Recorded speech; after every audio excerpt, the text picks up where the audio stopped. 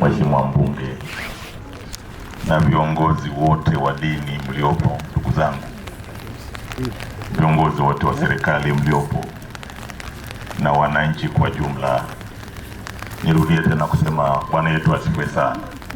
Wasalamu alaikum.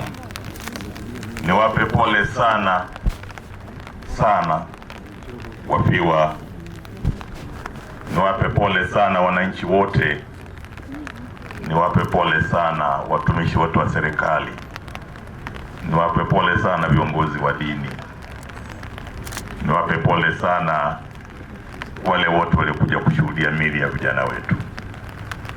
Mheshimiwa Rais Dr. Samia Suluhu Hassan anawapa pole kwa msiba huu. Nimetoa pole kwa wananchi wote wa Kigoma, nimetoa pole kwa wafiwa.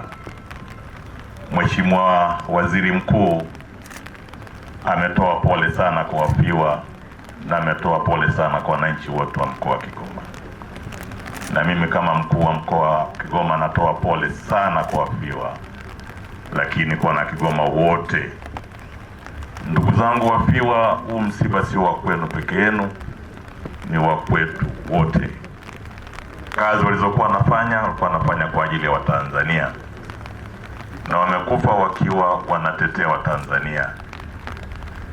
Mmetuletea vijana wazuri, ni vijana ambao walikuwa wako tayari kusaidia Watanzania, kwa sababu wakati mwingine unaweza kuleta mtoto wakawa ni tatizo kwa Tanzania, lakini hawa wamekuja, wameajiriwa na Jamhuri ya Muungano wa Tanzania na walijitoa kwa ajili ya kusaidia Watanzania, na walikuwa wanakwenda kutoa chanjo, lakini pia walikuwa wanakwenda kuandikisha bima kwa ajili ya bima afya.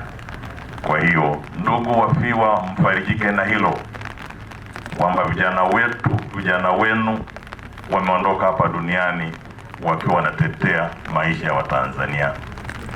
Ndugu viongozi wenzangu, ndugu wananchi wa Kigoma mliokuja kushuhudia na kuaga miili ya ndugu zetu, nitoe shukrani sana kwa Mheshimiwa Rais ambaye ndiye kiongozi wetu wa nchi.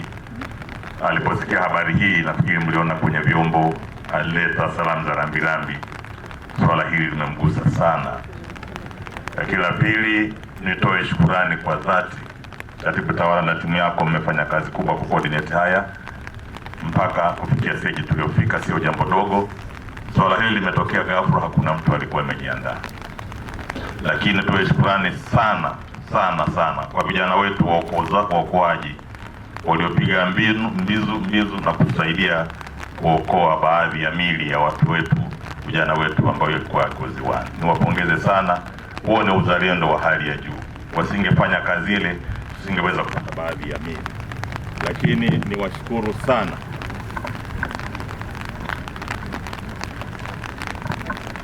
niendelee kushukuru sana madaktari wetu.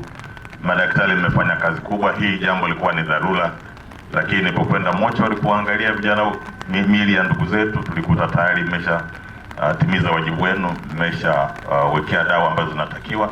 Lakini nilipokwenda kuona na wale majeruhi mlikuwa tayari mwatibu. Niwashukuru sana, huu ni wazalendo wa hali ya juu, kwa sababu swala hili limetokea bila kuleta taarifa. Kwa hiyo hii inaonekana ni kwa kiasi gani mnajipanga vizuri kwa ajili ya kuwahudumia Watanzania. Kwa hiyo kimsingi nisema kwamba natoa shukrani kwa wote walioshiriki katika hili kuhakikisha kwamba hili zoezi linafika mahala ambapo tutakuja kuaga vijana wetu ambao wametangulia mbele ya haki. Ndugu zangu, kama alivyosema Katibu Tawala, siku ya jana kwangu imenifikirisha sana. Nilikuwa najiuliza, hivi wakuu wa mikoa wangapi wamepita hapa? Je, haya mambo yaliwahi kutokea ya watu 7 8 wakafa kwa wakati mmoja?